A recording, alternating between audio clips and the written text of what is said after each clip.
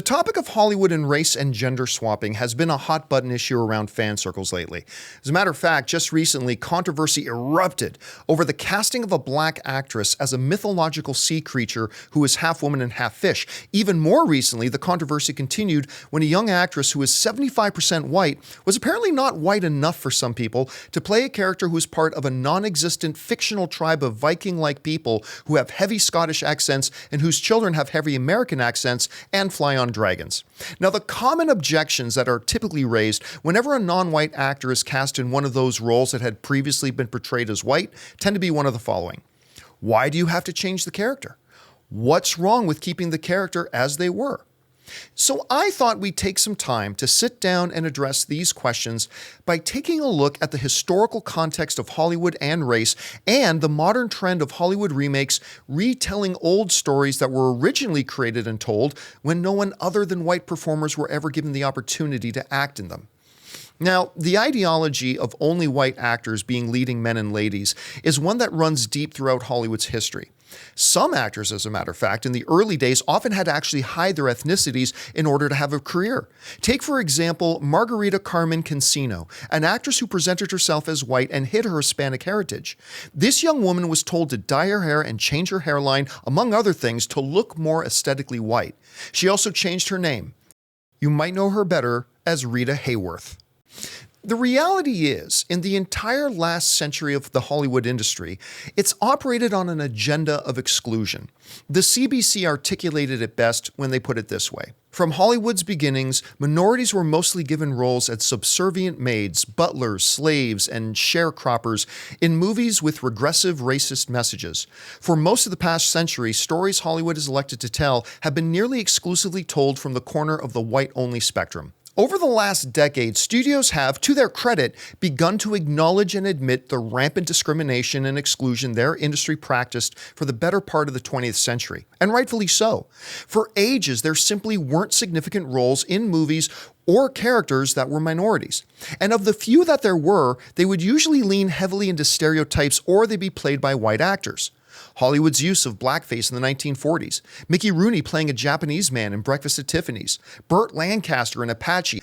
And just in case you think there are only older examples of this sort of thing, remember Jake Gyllenhaal in Prince of Persia? And hey, Johnny Depp as the iconic Native American character Tonto in The Lone Ranger?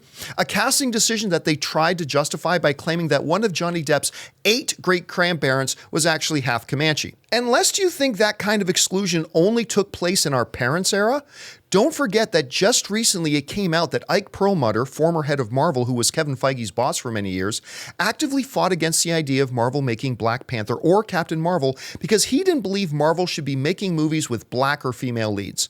As Esquire magazine wrote, Perlmutter tried to get both Black Panther and Captain Marvel canceled, believing that no one would ever be interested in a black or woman hero in a Marvel film. So under Ike Perlmutter, it's no wonder that despite the fact that Marvel Comics today has many minority and female characters to draw from, the first 17 movies in the MCU were all made with white male leads. As a side note, it should be noted that both Black Panther and Captain Marvel went on to make over $1 billion each at the box office. And it wasn't just at Marvel. Shortly after Perlmutter's prejudices became public, several whistleblowers came forward revealing the same mindset among executives in other major studios as well. This is especially problematic when you recognize that Hollywood has been dominated by white executives and producers, the same ones who have been reluctant to cast non-white actors in leading roles. How big of a problem is this? Well, the Washington Post found that in Hollywood, 96% of the executive branch of the Academy of Motion Pictures Arts and Sciences are white, and 87% of them are male. So yeah, when you've got 87 to 96% of your executives are like little Ike Perlmutters running around, you've got a potential problem on your hands. So with that in mind, let's go back to the question posed by those people who object to roles being given to black, female, and other minority actors for characters who perhaps at one time had been portrayed as white or male. Why do you have to change the character? What's wrong with keeping the character as they were? Well, if we can agree, and the evidence is so overwhelming here that there really shouldn't be any disagreement, that for the last century, stories have been created and roles have been given out under a Hollywood system that has aggressively asserted a policy of exclusion, and if we can agree that the problem isn't just an old one, but rather one that still lingers, in the words of Michael Mann, the director of the iconic movie Heat, there is a self-perpetuating persistence of institutional racism in Hollywood, then we have to ask this supremely important question. This question is at the heart of the entire issue.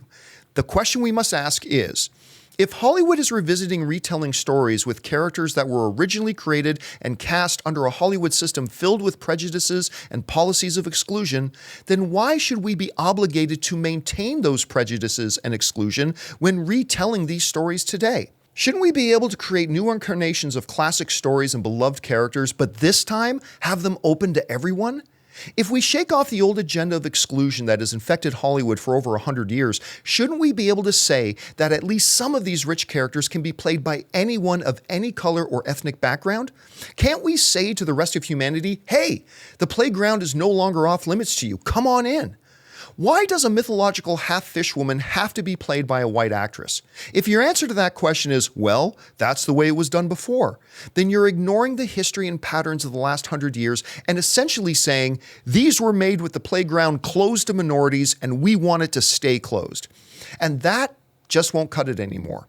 It was Stan Lee himself who recognized that the entertainment machine was actively excluding minorities from their stories and movies, and he decided to create Black Panther. In an interview later in his life, Lee revealed one of his main motivations in doing so when he said, "A good many of our people here in America are not white. You've got to recognize that, and you've got to include them in the stories you tell." Lee and others have been telling us for years to open up the playground and take down the whites only sign hanging on the gate. And great things can happen when we do that. Stories start to reflect the real world more. By allowing minorities to play some traditionally white roles, we create a more accurate depiction of the world we live in, fostering inclusivity and breaking down barriers. Number two, we enhance creative freedom. Allowing minorities to play some of these roles expands the possibilities for storytelling and character development. It opens up new avenues for exploring different perspectives, cultures, and experiences, enriching the narratives and challenging conventional norms. Thirdly, we elevate quality and talent over ethnicity. Historically, the lack of representation and systemic barriers have limited the chances for minority actors to access prominent roles, leading to even fewer opportunities.